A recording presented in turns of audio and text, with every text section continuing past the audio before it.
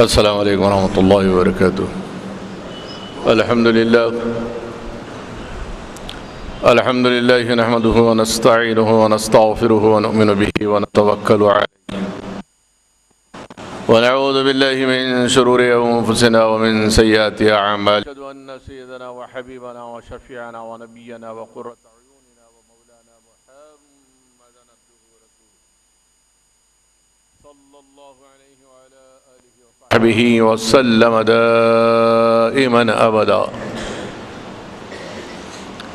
اما بعد فاعوذ باللہ من الشیطان الرجیم، بسم اللہ الرحمن الرحیم۔ ان اللہ وملائکتہ یصلون علی النبی یا ایہا الذین آمنوا صلوا علیہ وسلموا تسلیما۔ اللہم صلی علی سیدنا وحبیبنا شفیعنا مولانا محمد طب القلوب ودوائها وعافیة الابدان وشفائها ونور الابصار وضيائها وعلى آله وصحبه وسلم دائما ابدا۔ بسم اللہ الرحمن الرحیم۔ ان الذين يبايعونك انما يبايعون الله يد الله فوق ايديهم فمن نكث فإنما ينكث على نفسه ومن أوفى بما عاهد عليه الله فسيؤتيه أجرا عظيما۔ صدق الله مولانا العظيم وصدق وبلغنا رسوله النبي الأمين الكريم ونحن على ذلك لمن الشاهدين والشاكرين آمین والحمد للہ رب العالمین۔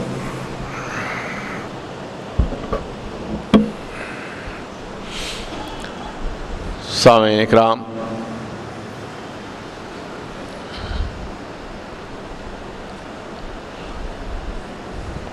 اسلام من ابتدا مصائب اور آلام کا شکار رہا۔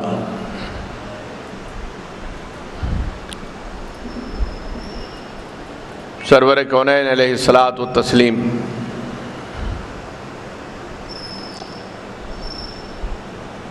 ایک دفعہ احد پہاڑ کی چڑھائی فرما رہے تھے۔ اس وقت آپ کے ساتھ سیدنا ابوبکر صدیق،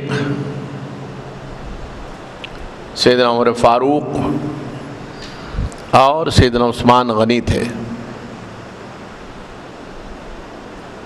جب آپ احد پر چڑھنے لگے تو احد کا پہاڑ اپنی بنیادوں سے ہلنے لگا۔ پہاڑ میں لرزے کی کیفیت طاری ہو گئی۔ حضور صلی اللہ علیہ وسلم نے اس وقت احد سے خطاب کر کے فرمایا، اے کوہ احد، قرار پا، ٹھہر جا، سکون سے رہے۔ اس وقت تجھ پر ایک نبی، ایک صدیق، دو شہداء ہیں۔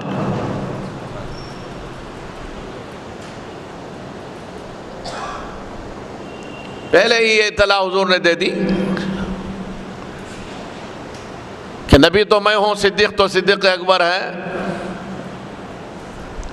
یہ دو شہداء، یعنی یہ دونوں شہید ہونے والے ہیں۔ بہت سے لوگ بہت سی باتیں کرتے ہیں، نبی کو علم غیب ہوتا تو یوں کیوں ہوتا، وہ کیوں ہوتا۔ اگر آپ سیرت رسول پڑھو تو بیسیوں، سینکڑوں ایسی احادیث ملتی ہیں کہ جن میں سرور کونین علیہ الصلاۃ والتسلیم نے آنے والے حالات نہ صرف بیان فرمائے بلکہ کیا کیا ہوگا یہ بھی بیان کیا ہے۔ حضور صلی اللہ علیہ وسلم محفل میں ایک دفعہ تشریف فرماتے، اتنے میں ایک شخص چہرے کو چادر سے ڈھانکے ہوئے اس محفل میں آ گیا. سب لوگ دیکھنے لگے کہ یہ کون ہے جس کا چہرہ ڈھکا ہوا ہے. اللہ کے رسول صلی اللہ علیہ وسلم نے اس شخص کی طرف اشارہ کر کے فرمایا یہ وہ ہے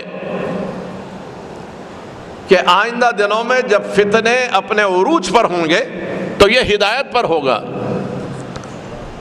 صرف ہدایت پر ہی نہیں ہوگا بلکہ یہ مظلوم شہید ہوگا.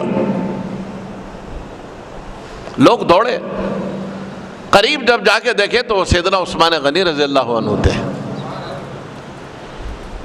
حضور نے اپنے اصحاب کے ہی بارے میں نہیں فرمایا بلکہ ایک حدیث تو ایسی ہے کہ خطبہ ارشاد فرما رہے تھے اور بعض منافقین کے طعنوں کا جواب آپ نے دیا کہ بعض منافقین یہ کہتے تھے کہ ہم ادھر مسلمانوں سے ملے ہوئے اور ادھر کفار سے ملے ہوئے, ادھر اللہ کے رسول کی محفلوں میں بیٹھتے ہیں, ان کے ساتھ اٹھتے بیٹھتے ہیں, اور ادھر اپنی سازشیں پوری کرتے ہیں. اگر اللہ کے نبی کو علم غیب ہوتا تو وہ ہمیں پہچان لیتے. دوسرے ہی جمعہ اللہ کے رسول صلی اللہ علیہ وسلم جب خطبہ دینے کے لیے ارشاد فرمانے کے لیے ممبر پر چڑھے تو جتنے منافقین مسجد میں بیٹھے ہوئے تھے ایک ایک کا نام لے کر سارے منافقین کے ناموں کے ساتھ اخرج یا فلاں فإنک منافق, اخرج یا فلاں فإنک منافق, ایک ایک کا نام لے کے فرمایا نکل مسجد سے, تو منافق ہے. دیکھیے ایمان اور نفاق دل کی کیفیت کا نام ہے. کس کے دل میں ایمان ہے کس کے دل میں نفاق ہے بظاہر کوئی نہیں جانتا. کوئی منافق کھڑے ہو کر اللہ کے رسول کو چیلنج نہیں کیا. آپ کیسے کہتے ہیں کہ میں منافق ہوں, میں تو نماز پڑھنے آیا ہوں, آپ مجھے مسجد سے نکال رہے ہو.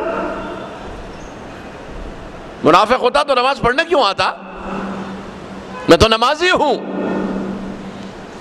لیکن ان کو معلوم تھا کہ ابھی تو اللہ کے رسول نے صرف ایک عیب ظاہر کیا ہے, اگر ضد کریں گے تو زندگی کا سارا کچا چٹا کھل جائے گا. بھلائی اسی میں ہے کہ سیدھے باہر نکل جاؤ. ایک ایک کر کے سب نکلنے لگے.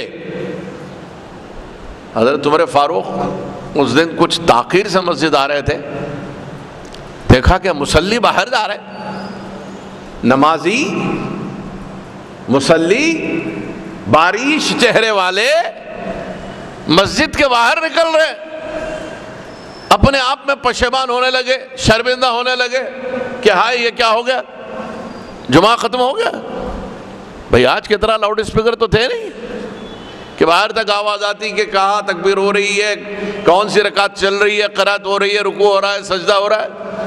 سیدنا عمر فاروق نے اپنے آپ میں یہ احساس رکھا کہ شاید میں آج تاخیر سے آ رہا ہوں اور جماعت ہو گئی ہے, میرا جمعہ چھوٹ رہا ہے. وہ ان کو دیکھ کر پشیمان ہو رہے ہیں اور یہ مسجد سے نکلنے والے پشیمان ہو رہے ہیں کہ مسجد سے رسول نے منافق کہہ کہ ہم کو باہر کر دیا. سب تو مسجد والے دیکھ ہی لیے تھے, اب عمر بھی ہمیں نکلتا ہوا دیکھ رہے ہیں. بڑے بے آبرو ہو کر تیرے کوچے سے ہم نکلے. اللہ کے رسول نے سب کو نکال دیا. سوال یہ پیدا ہوتا ہے جب نماز پڑھنے کے لیے آئے تھے تو وہ کون تھے؟ نماز پڑھنے کے لیے تو مسلمان ہی آتے ہیں مسجد کو. آپ قرآن پڑھیں تو قرآن میں مسجد ضرار کا ذکر ہے.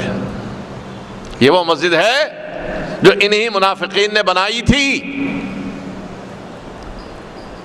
مسجد ضرار انہی منافقین نے بنائی تھی. اذان ہوتی تھی, خطبہ بھی ہوتا تھا, نمازیں بھی ہوتی تھیں, ممبر بھی تھا، محراب بھی تھا، یہی کچھ چاہیے نا مسجد کے لیے، سب تھا، لیکن وہاں جمع ہونے والوں میں ایک بھی غلام مصطفیٰ نہیں تھا، ایک بھی عاشق رسول نہیں تھا۔ قرآن نے اس مسجد کا ذکر فرمایا اور ایمان والوں سے کہا کہ خبردار وہاں نہ جائیں، بلکہ اس مسجد کو بند کر دینے کا حکم دیا گیا۔ اور وہ مسجد جس کی بنیاد تقوی پر ہے، قرآن میں لفظ تقوی استعمال ہوا کہ جس کی بنیاد تقوی پر ہے، یعنی محبت رسول پر ہے، وہ مسجد زیادہ مستحق ہے کہ تم نمازیں وہاں پڑھا کرو۔ پتہ چلا کہ صرف ممبر، محراب، اذان، خطبے سے نہ مسجد مسجد ہوتی ہے، نہ نماز نماز ہوتی ہے، بلکہ حضرت جامی کے الفاظ میں کہوں، خوشا مسجد و ممبر و خانخواہ ہے کہ در وے بود قیل و قال محمد صلی اللہ علیہ وسلم۔ وہ خانخواہ ہو کہ مسجد ہو کہ ممبر ہو، حقیقت میں ان کا مقام بہت بلند ہے کہ وہاں رسول اکرم کا نام لیا جاتا ہے، ان سے محبت کی بات کی جاتی ہے، ان سے غلامی کے رشتے سمجھائے جاتے ہیں۔ مساجد میں اس دور میں بھی منافقین تھے اور آتے تھے، اللہ کے رسول نے نکال دیا، اخرج اخرج اخرج، مسجد سے نکال دیا سب کو نام لے لے کر۔ جب سرکار مدینہ ان منافقین کو نکال باہر کیے تو صحابہ نے ان کے چہرے اچھی طرح دیکھ لیے، تعجب ہوا بعض کو دیکھ کر، ارے یہ تو بہت پابند مصلی، پکا نمازی، ہم سے زیادہ خشوع خضوع کے ساتھ نماز پڑھنے والا۔ معلوم ہوا کہ جس کے دل میں محبت رسول نہ ہو وہ مصطفیٰ کی بارگاہ میں بیٹھنے کے قابل ہی نہیں ہے۔ ایسے لوگ اللہ کے گھر سے بھی نکال دیے گئے، اور پھر بھی زبانیں چپ کہاں ہوتی، پھر بھی علم مصطفیٰ پر تانے تشنے ہونے لگے۔ قرآن کہتا ہے وَإِذَا لَقُوا الَّذِينَ آمَنُوا قَالُوا آمَنَّا وَإِذَا خَلَوْا إِلَىٰ شَيَاطِينِهِمْ قَالُوا إِنَّا مَعَكُمْ إِنَّمَا نَحْنُ مُسْتَهْزِئُونَ۔ جب ایمان والوں سے ملتے تو بولتے ارے ہم تو آپ کے ساتھ ہیں، ہم تو ایمان والے ہیں، ہم تو اسلام کے لیے کام کرنے والے ہیں۔ وَإِذَا خَلَوْا إِلَىٰ شَيَاطِينِهِمْ، اللہ نے منافقین کو شیاطین کہا قرآن میں۔ جب شیاطین سے خلا ملا ہوتی کیا کہتے؟ قالوا انا معکم، ہم تمہارے ذات ہے، انما نحن مستہزئون، ارے ایمان والوں سے ہم تو ٹھٹا کر رہے تھے، مذاق کر رہے تھے، بیوقوف بنا رہے تھے، پھول بنا رہے تھے، الو مار رہے تھے۔ لیکن یہ اللہ سے نہیں چھپ سکا، اللہ کے نبی اللہ کے رسول سے نہیں چھپ سکتا۔ تو اللہ کے رسول کو جب یہ معلوم ہوا کہ یہ میرے علم پر تانے تشنے کرتے ہیں تو اللہ کے رسول نے خطبہ ارشاد فرمایا اور قرآن کی آیتیں بھی سنائی، احادیث بھی سنائی۔ علمت علم الاولین والآخرین، اللہ نے مجھ سے پہلوں کا اور مجھ سے بعد والوں کا سب علم دے دیا ہے، اگلا پچھلا سب علم دے دیا ہے۔ اور قرآن کہتا ہے وَعَلَّمَكَ مَا لَمْ تَكُنْ تَعْلَمْ، محبوب آپ کو وہ سب سکھا دیا، وہ سب چیزوں کا علم دیا جو آپ نہ جانتے تھے۔ سکھانے والا سکھایا، سیکھنے والا سیکھا۔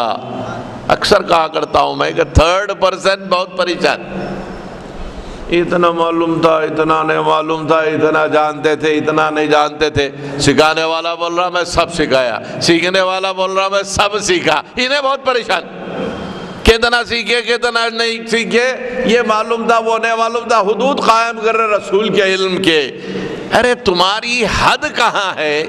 تمہاری نظر کہاں ہے؟ یہ تو وہ ہے جو فرش پر بیٹھے تو عرش کی دیکھے، عرش پر جائے تو فرش والوں کی دل کی دھڑکنیں سنے، جانور ان کے سامنے اپنی فریاد پیش کرے، سوکھی لکڑی ان کو اپنا غوث مانے، معین مانے، مددگار مانے، چرند پرند جہاں اپنا غم کا مداوا دینے کے لیے آتے ہو، کنکریاں جنہیں پہچانتی ہو، کائنات کا ذرہ ذرہ جسے جانتا ہے، نہیں جانتا تو یہ بدنصیب دو ٹانگ کا جانور۔ اس لیے کہ نہ اللہ نے وہ نظر دی ہے، نہ وہ سمجھ دی ہے، نہ وہ عقل دی ہے۔ قرآن میں کتنے مقامات پر ان کے لیے کہا گیا، صم بکم عمی فہم لا یعقلون، صم بکم عمی فہم لا یتکلمون، صم بکم عمی فہم لا یبصرون، صم بکم عمی فہم لا یرجعون۔ یہ اندھے ہیں، گونگے ہیں، بہرے ہیں، نہ کلام کرتے، نہ دیکھتے، نہ سوچتے، نہ اپنے راستے سے پلٹتے۔ تو اللہ نے جن کی عقلوں پر مہر کر دی، جن کی آنکھوں پر، جن کے کانوں پر غفلت کے پردے چھوڑ دیے، ختم اللہ علی قلوبہم وعلی سمعہم وعلی ابصارہم غشاوہ، میں نے کوئی راہ راست پہ نہیں لاتا، حتیٰ کہ سرکار مدینہ کی کاوش ہوتی تھی کہ کسی طرح یہ بھی جنت کے مستحق بن جائیں، کسی طرح دوزخ سے انہیں نجات مل جائے، تمنا تھی سرکار کی۔ اللہ نے اپنے محبوب سے کہا کہ آپ کیوں کاوش کرتے ہو ان کے لیے؟ وَسَوَاءٌ عَلَيْهِمْ أَأَنذَرْتَهُمْ أَمْ لَمْ تُنذِرْهُمْ لَا يُؤْمِنُونَ۔ برابر ہے ان کے لیے کہ آپ انہیں ڈرائیں نہ ڈرائیں، پیام حق سنائیں نہ سنائیں، اب یہ ایمان لانے والے نہیں۔ کیوں؟ ہم نے مہر جو کر دی ہے، ہم نے ٹھپا جو لگا دیا ہے گمراہی کا، تو سب دیکھتے مگر مانتے نہیں۔ چاند کو دو ٹکڑے ہوتا ہوا دیکھا، مانے نہیں۔ سورج کو پلٹتا ہوا دیکھا، مانے نہیں۔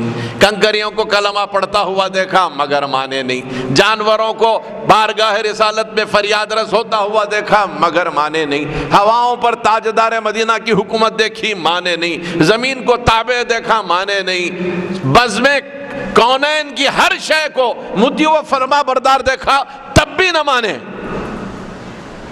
اس لیے کہ اللہ نے فرما دیا صم بکم عمی فہم لا یعقلون لا یتکلمون لا یبصرون لا یرجعون۔ اللہ کے رسول کے علم پر تانا، سرکار کو جلال آ گیا۔ خطبے میں ارشاد فرمایا، ہے کوئی اس محفل میں جو کھڑا ہو جائے روز قیامت تک جو چاہے مجھ سے پوچھ لے، قیامت کی صبح تک ہونے والی ساری باتیں آج بتانے کے لیے کھڑا ہوں۔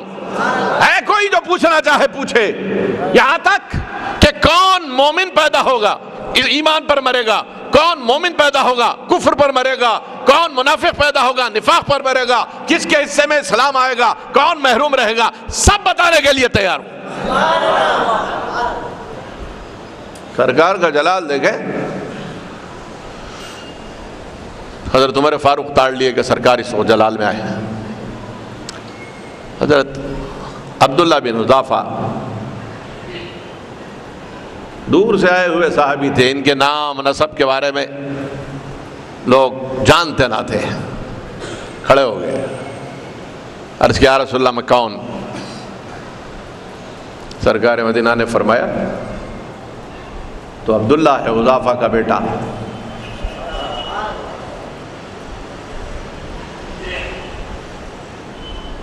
عمر فاروق نے دیکھا کہ ابھی حضور کا جلال تھما نہیں، آگے آئے،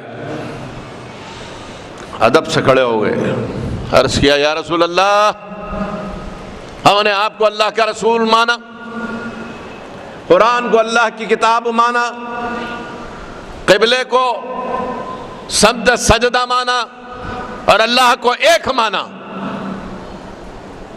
کیا مطلب تھا؟ کہ اللہ کے رسول نہ آپ کے علم میں کلام ہے ہمیں، نہ آپ کی غیب دانی میں کوئی ہمیں شکایت ہے، ہم تو آپ کو مانتے ہی ہیں سرکار، ہمارا تو ایمان ہے آپ پر. اللہ کو مانا تو آپ کی وجہ سے مانا، قرآن کو قرآن مانا تو آپ کی وجہ سے مانا، قبلے کو قبلہ مانا تو آپ کی وجہ سے مانا. نعرہ تکبیر. ہمیں کیا پتا؟ آپ نے جس کو قرآن کہا ہم نے قرآن مانا. ہم نے نہ جبرائیل کو آتے ہوئے دیکھا نہ جاتے ہوئے دیکھا. آقا نے فرمایا کلام الہی ہے، ہم نے قبول کر لیے. حالت نماز میں آقا نے اپنی سمت سجدہ بدل دی، مسجد اقصی سے مسجد حرام کی طرف پلٹ گئے. ہم سب پلٹ گئے. ہم نے یہ نہیں پوچھا کہ سرکار نماز تو قبلہ کی طرف منہ کر کے پڑھنے سے ہوتی ہے، مسجد اقصی تو قبلہ ہے، یہ مسجد حرام کی طرف آپ کیوں پھر رہے ہو؟ ہم نے نہیں سوچا. ہمیں یہ معلوم ہے کہ قبلے کا قبلہ ہمارے سامنے ہے، کعبے کا کعبہ ہمارے سامنے. اعتراض کی گنجائش ہی کہاں ہے؟ اور اللہ کو ہم نے کہاں دیکھا؟ کس نے دیکھا ہے اللہ کو؟ جس اللہ پر ہمارا ایسا ایمان ہے کہ ہم وحدانیت میں پکے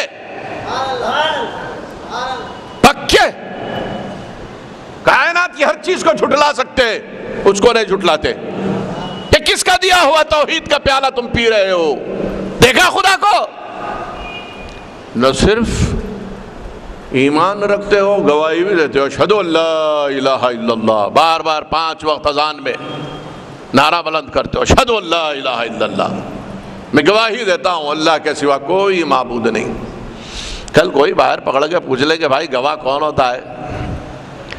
گواہ تو وہ ہوتا ہے جو آنکھ سے دیکھا ہوا ہو، آئی وٹنس، جس کے پاس عینی شہادت ہو. آنکھ سے دیکھا ہوا ہی گواہ مانا جاتا ہے. سنی سنائی والے کی گواہی لی جاتی کہیں نہیں لیتے. ارے جامعہ جاؤ، سن کے آ رہے جاؤ، دیکھے والے کو بلاؤ جاؤ.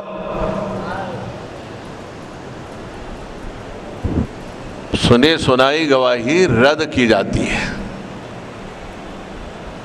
گواہ وہ ہوتا ہے جو حاضر ہو، ناظر ہو، شاہد ہو. شاہدا و مبشرا و نذیرا، اللہ خود فرما رہا ہے یا ایھا النبی انا ارسلناک، ہم نے تجھے بھیجا ہے کیسا؟ شاہد. تو خالق کو بھی دیکھا ہوا ہے، مخلوق کو بھی دیکھا ہوا ہے، ایسا شاہد ہے. تو یہی حق ہے، مبشر، بشارت دینے والا، جنت میں ایسا ہوگا ایسا ہوگا ایسا ہوگا. کون دیکھا؟ کہا میں نے دیکھا. جنت میرے سامنے بنی ہے، جنت میرے نور کا صدقہ ہے، میں نے دیکھا ہے جنت. ایسا نہ کرو کہ دوزخ میں ایسا ہوگا ایسا ہوگا ایسا ہوگا. کیسا ہوگا؟ میں نے دیکھا ہے. دوزخ میرے سامنے پیدا کی گئی، سب کچھ میرے سامنے. خالق کو بھی دیکھا، خالق کے سوا ساری مخلوق کو بھی دیکھا. اس لیے رب نے فرمایا شاہد. ہم تو نہیں دیکھے. ہم دیکھے نہ جنت دیکھے، نہ دوزخ دیکھے، نہ لوح، نہ قلم، نہ عرش، نہ کرسی، نہ ملائک، نہ فرشتے، نہ حوران بہشت،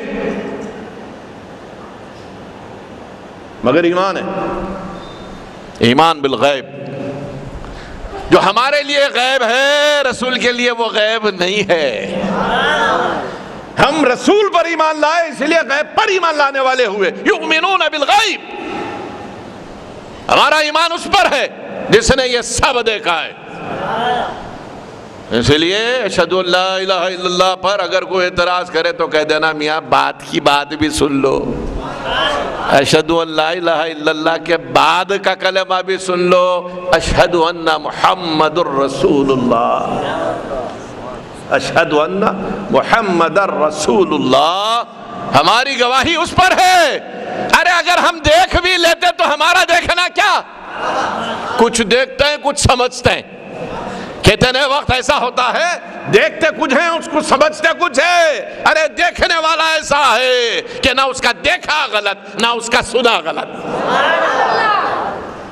اس پر ایمان ہے ہمارا. سرکار مدینہ نے قیامت تک کے پیدا ہونے والوں میں کون مومن ہوگا, کون کافر ہوگا, کون منافق ہوگا, کون مشرک ہوگا, اپنے علم کا اعلان فرمایا.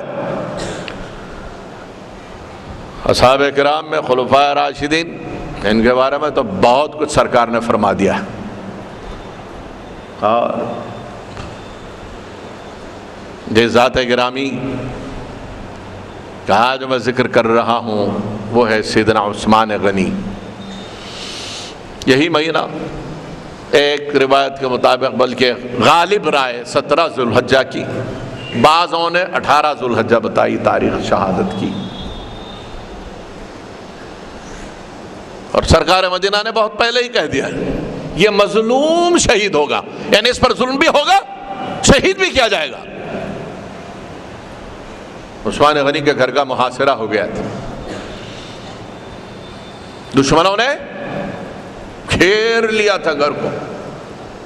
لگ بھگ 12.5 سال کی خلافت کا دور ہے. پہلے 6 سال تو ایسے چلے کہ ہر طرف امن امان, محبت بھائی چارہ کا پیغام ہر طرف عام, ساری رعایا انتہائی خوش. خارجیوں نے, منافقین نے دیکھا کہ اگر اس طرح ایک جٹ ہو کر سارے مسلمان متحد ہو کر آگے بڑھنے لگے تو اس سیلاب اس طوفان کو کوئی تھما نہیں سکتا. کیا کرو؟ وہی سازش جو آج تک چل رہی ہے, ڈیوائیڈ اینڈ رول. ان کو آپس میں بانٹ دو, لڑا دو, پھر خود اپنی حکومت چلے گی. یہی کام اس وقت بھی ہوا. خارجیت کو اتنا پروان چڑھایا گیا کہ وہ لوگ جو کل تک سیدنا عثمان غنی کے مطیع فرما بردار چاہنے والے تھے, اب وہی ان کے باغی بن گئے. محفلوں میں, نکڑوں میں, مسجدوں میں, گھروں میں, دیوان خانوں میں, تقاریب میں خلیفۃ المسلمین کے خلاف گفتگو ہونے لگی. یہاں تک کہ ایک وقت وہ آ گیا کہ آپ کے گھر کا محاصرہ ہوا. دشمنوں نے گھر کو گھیر لیا. واقعات شہادت کے بڑے تفصیلی ہیں. قرآن شریف آپ پڑھتے ہوئے بیٹھے تھے, ایسے میں آپ پر مہلک ہتھیار سے قاتلانہ وار کیا گیا اور عثمان غنی کی خون کی بوندیں کتاب اللہ پر منتشر ہو گئیں. یہ وہی عثمان غنی ہیں جنہوں نے ہمیں قرآن مکمل 30 پاروں کی شکل میں دیا, جامع قرآن. یہ وہی عثمان غنی ہیں نہ صرف جن کے جنتی ہونے کا رسول اکرم نے مجدہ سنایا, بلکہ یہ فرمایا کہ عثمان میرا محبوب ہے, اور یہ بھی فرمایا کہ کل جب ابتلا فتنے اپنے عروج پر ہوں گے یہ تنہ تنہا ہدایت پر استقامت کے ساتھ ان سے نبرد آزما ہوگا. محفل میں بیٹھے ہوئے حضور سرور کونین صلی اللہ علیہ وسلم صحابہ کے ساتھ, ایسے میں سیدنا عثمان غنی بھی محفل میں آ جاتے. پہلے سے سارے بڑے لوگ موجود ہیں, حضرت ابو بکر ہے, حضرت عمر ہے, حضرت علی ہے, سب ہیں. جیسے ہی عثمان غنی آئے حضور صلی اللہ علیہ وسلم نے اپنا لباس سمیٹ لیا, زانو بدل دیے, پہلو بدل لیا. لوگ حیران ہو کے دیکھنے لگے سرکار مدینہ ایک انبساط والے عالم میں, صحابہ کے ساتھ, صحابہ کے جھرمٹ میں یہ اچانک تبدیلی. مسکرا دیے, فرمایا دیکھتے نہیں عثمان آ رہے, دیکھتے نہیں عثمان آ رہے ہیں. یہ وہ ہے کہ جس سے فرشتے بھی حیا کرتے ہیں. اسی لیے میں نے اپنا لباس بھی عثمان کے لیے سمیٹ لیا ہے. اللہ اکبر. حضرت بی بی رقیہ، پھر بی بی ام کلثوم. یہ کے بعد پہلے ان کا انتقال ہوا جو حضرت عثمان غنی کے عقد میں تھی، تو سرکار مدینہ نے اپنی دوسری صاحبزادی بھی پھر ان کے عقد میں دی. تاریخ میں کسی مومن کے حق میں حصے میں کسی نبی کی دو بیٹیاں نہیں آئیں. تاریخ میں ایک واحد ذات ہے عثمان غنی کی کہ ایک کے بعد دوسری صاحبزادی کا رسول اکرم کی آپ سے عقد ہوا. سید الانبیاء کی دو صاحبزادیاں، نور من نور اللہ کی دو صاحبزادیاں حصے میں آئیں، اسی لیے عثمان غنی کا لقب ہو گیا ذو النورین، دو نور والا، دو نور والا. آپس میں لوگوں نے جب دوسری زوجہ محترمہ جو حضور کی دوسری صاحبزادی تھی ان کا بھی وصال ہو گیا تو لوگوں نے آپس میں چیمی گویاں کی. آج بھی لوگ کرتے ہیں نا اسی گفتگو. وہ عثمان کو راس نہیں ہے نبی کی بیٹیاں، اور نبی کی بیٹیوں کو عثمان کا گھر راس نہیں ہے. ایک کا انتقال ہوا، دوسرے سے عقد کیے، دوسروں کا بھی انتقال ہو گیا. کاش اللہ کے رسول دوسری صاحبزادی کو ان کے حصے میں نہ دیے ہوتے. سرکار مدینہ کو جب یہ تانے تشنوں کا پتہ چلا تو سرکار جلال میں آ گئے اور فرمایا سنو لوگو، یہ میں نے تو 2 ہی بیٹیاں عقد میں دی، 40 بیٹیاں مجھے ہوتی اور ایک ایک کر کے عثمان کے عقد میں دیتا اور سب گزرتے جاتی تب بھی میں خوش رہتا. تم 2 کی بات کر رہے ہو، 40 ہوتی تو بھی عثمان ہی کے عقد میں دیتا، اور اگر ایک ایک کا انتقال ہوتا جاتا. سیدنا عثمان غنی وہ ذات ہے جن کو بیعت رضوان کے وقت مکہ معظمہ کو ایلچی بنا کر حضور نے روانہ کیا، اور ادھر صحابہ سے بیعت لینے کا حکم آیا جو آیت مبارکہ میں نے آج تلاوت کی. ان الذین یبایعونک انما یبایعون اللہ ید اللہ فوق ایدیہم. بے شک وہ لوگ جو آپ کے دست حق پرست پر بیعت کر رہے ہیں ان کے ہاتھوں پر اللہ کا ہاتھ ہے. سرکار مدینہ اپنے اصحاب سے بیعت لے رہے، سارے صحابہ ایک ایک کر کے آتے جاتے، حضور کے ہاتھ میں ہاتھ دیتے، سیدھا ہاتھ ان کا نیچے ہوتا، حضور کا سیدھا ہاتھ ان کے ہاتھ پر ہوتا، حضور سب سے بیعت لیتے. اور اس کے بعد فرمایا کہ میں نے عثمان کو بھیج دیا ہے، عثمان اس محفل میں نہیں ہے، لہذا عثمان کی بیعت میں خود لوں گا. اب سرکار نے اپنا بایاں دست اقدس آگے بڑھایا، فرمایا یہ عثمان کا ہاتھ ہے، اور اس پر اپنا سیدھا ہاتھ رکھا، اور اس کے بعد پھر خود بیعت لی. ساری دنیا کو بتا دیا کہ لوگو عثمان مجھ سے بظاہر دور ہے لیکن اتنا قریب ہے کہ یہ میرا ہاتھ اس کا ہاتھ ہے. حضرت عثمان غنی کی طرف سے خود بیعت لی، اور اللہ کیا فرما رہا ہے؟ ان الذین یبایعونک انما یبایعون اللہ. وہ لوگ اے محبوب جو آپ کے ہاتھ پر بیعت کر رہے ان کے ہاتھوں پر اللہ کا ہاتھ ہے. دنیا تو دیکھ رہی ہے کہ صحابی کا ہاتھ ہے نیچے، رسول کا ہاتھ اوپر ہے. اللہ فرما رہا ہے نادانو یہ میرے محبوب کا ہاتھ ہے جو مجھ سے جدا نہیں ہے، تمہارے ہاتھوں پر اللہ کا ہاتھ ہے. ان خوش نصیبوں میں عثمان غنی ہیں جن کی طرف سے سرکار نے بیعت لی، اور کئی موقعوں پر واقعات تو بہت ہیں. عثمان غنی کے لیے نہ صرف بشارتیں سنائی بلکہ کچھ خبری سنائی، اور یہ فرمایا کہ عثمان نے آج اسلام کے لیے وہ کام کیا ہے کہ آج کے بعد اسلام کو کوئی فیض ضرر نہیں پہنچائے گا. 2 مرتبہ سرکار نے یہ ارشاد فرمایا. ایک جیش اسرا کے وقت جب اسلام کو پیسے کی ضرورت تھی اور بڑی تنگی میں کٹ رہی تھی، عثمان غنی 1000 درہم نقد اور اس کے سوا سامان حرب بے شمار لا کے سرکار کے قدموں میں ڈال دیے.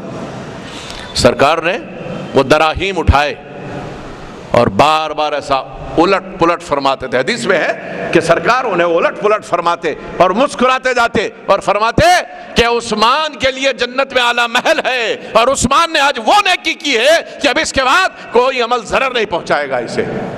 اسی طرح بیر روما کی خریدی کے وقت وہ چشمے کے جو دام ہوتے، جو اخراجات ہوتے، عثمان غنی نے ادا کر دیے، تب بھی سرکار مدینہ نے انہیں خوشخبری سنائی۔ اللہ کے پیارے رسول کی خلفاء میں سیدنا عثمان غنی ذو النورین جامع قرآن وہ رفعت شان رکھتے ہیں کہ جنہیں اللہ کے رسول نے بے شمار موقعوں پر بشارتیں سنائی، اور یہ بھی فرمایا کہ جس وقت ابتلا، آزمائشیں اور فتنے اپنے عروج پر ہوں گے، یہ ہدایت پر ہوگا، یہ ہدایت پر ہوگا۔ ہدایت نام ہے اللہ کے رسول کے ان شہیدوں کے نقوش قدم کا، ہدایت نام ہے صراط مستقیم، نام ہے اللہ کے ان اصحاب کی روش کا، صراط مستقیم نام ہے ان کی قدم رنجہ فرمائی کا، صراط مستقیم نام ہے اس راستے کا جس راستے پر یہ عشاق مصطفیٰ صلی اللہ علیہ وسلم نے چل کر دنیا کو پیام ہدایت و حقانیت دیا۔ ان سے ہٹ جاؤ تو پھر نہ دین، نہ اسلام، نہ حدیث، بلکہ میں کہوں کہ قرآن کی صیانت، تحفظ اور جمع قرآن کا مرحلہ اگرچہ کہ سیدنا ابوبکر صدیق کے دور سے شروع ہو چکا تھا، لیکن اختتام اس کا آخری مرحلہ سیدنا عثمان غنی کی کاوشوں کا نتیجہ، یہی وجہ ہے کہ آپ کو جامع قرآن کہا جاتا ہے۔ اور جو قرآن میں رکوع کا نشان ہے، عین جو لکھی جاتی ہے، اس کے بارے میں بھی تدوین قرآن کے موضوع پر جن لوگوں نے کتابیں لکھی وہ بتاتے ہیں کہ یہ حضرت عثمان غنی رکوع سے پہلے جتنا قرآن پڑھتے تھے اس کے حساب سے یہ عین کا نشان بنایا گیا، یا تو یہ رکوع کا آخری حرف ہونے کے اعتبار سے عین ہے یا عثمان کا عین ہے، بھلے ہی کچھ ہو، جامع قرآن ہے سیدنا عثمان غنی، اور ان کی کاوشیں اسلام اور اسلام کی ترقی کے لیے آپ کا دور ابتدائی 6 سال تو بہت سنہرا دور رہا، لیکن اس کے بعد دشمنوں نے سازشیں رچانی شروع کی، اور پھر وہ وقت بھی آیا کہ آپ بھی جامع شہادت نوش کرتے۔ چاروں ہی خلفاء کی آپ زندگی پڑھیں تو آپ کو معلوم ہوگا کہ ایک مرتبہ نہیں، بے شمار مواقع پر ان لوگوں نے اللہ سے یہ دعائیں کی کہ اللہ ہم کو شہید کی موت دے۔ یہ دعا خلفائے راشدین نے کئی دفعہ کی، سیدنا عمر فاروق شہید، سیدنا عثمان غنی شہید، سیدنا علی مرتضیٰ شہید، اور سیدنا ابوبکر صدیق کے بارے میں بھی یہ لکھا ہے مفسرین شارحین نے کہ جس وقت غار میں سانپ ڈسا تھا، رسول اکرم نے لعاب دہن لگایا تھا، اس کا زہریلا اثر زائل ہوا تھا فی الفور اسی وقت، تو یہ افاقہ تھا، آپ کے انتقال سے پہلے سانپ کے اس زہر کو پھر سے عود کر کے آتا ہوا محسوس کیا گیا، گویا سیدنا صدیق اکبر بھی شہید، چاروں خلفاء شہید، امام حسن شہید، امام حسین شہید، ان شہیدوں ہی نے جامع شہادت نوش کر کے اسلام کو ایک ایک گام آگے بڑھایا ہے۔ آج ہم ایئر کنڈیشن کمروں میں بیٹھ کر اے سی کھول کے اسلام پر بڑے بڑے تبصرے کرتے ہیں، کبھی پلٹ کے ماضی کی اس زندگی کو بھی دیکھا کہ اسلام آپ تک ایسے اے سی میں سفر کرتا ہوا نہیں آیا ہے۔ جب آپ اسلام کی رسائی کی تاریخ پر نظر کرتے ہیں تو ہر قدم پر حق کا خون بہتا ہوا دکھائی دیتا ہے۔ کسی شاعر نے شاید بیکل نے کہا تھا، پوجنے والے محلوں میں بیٹھے ہوئے تبصرے لو کے جھونکوں پہ کرتے رہے، ایک زخمی کبوتر سا پیپل تلے وقت کا دیوتا پھڑپھڑاتا رہا۔ یہی کچھ حال ہمارا بھی ہے۔ اللہ اپنے کرم سے ان اصحاب کرام کی پاک تینت زندگیوں کی کچھ بوباس ہماری زندگیوں میں پیدا فرما دے۔ مولا کرم فرما دے، حق اور حقانیت سے ہمارے رشتے کو مضبوط کر دے۔ مولا تیرے حبیب صلی اللہ علیہ وسلم کے صدقے و طفیل ہم انہی خلفاء اہل بیت کے نقوش راہ پر چلیں اور انہی کے زمرے میں ہمارا شمار فرما۔ سعاد اعظم بے جلا اور اسی پر ہمیں موت دے، بجاہ سید المرسلین والد طیبین الطاہرین و صحابہ اجمعین، وبی محبوبک سید محی الدین شیخ عبد القادر جیلانی رضی اللہ عنہ۔ سبحان ربک رب العزۃ عما یصفون وسلام علی المرسلین والحمد للہ رب العالمین۔ حضرات، چند لمحے آپ کے لینے ہیں، گلپوشیاں ہوں گی، متوت صاحب آپ کو تفصیل سے بتائیں گے کہ ہماری مسجد میں جو رینوویشن اور توسیع کا کام چل رہا ہے، اس میں بعض لوگوں کی خدمات اور ان کے اعتراف کے طور پہ ان کو سپاس نامہ گل محبت دیا جاتا ہے، تو وہ آرٹسٹ حضرات احمد صاحب اور عظیم صاحب، جن کے نام ہیں عظیم صاحب، ان کی گلپوشیاں آج کی جا رہی ہیں۔ آپ سے خواہش ہے کہ 2 منٹ توقف فرمائیں۔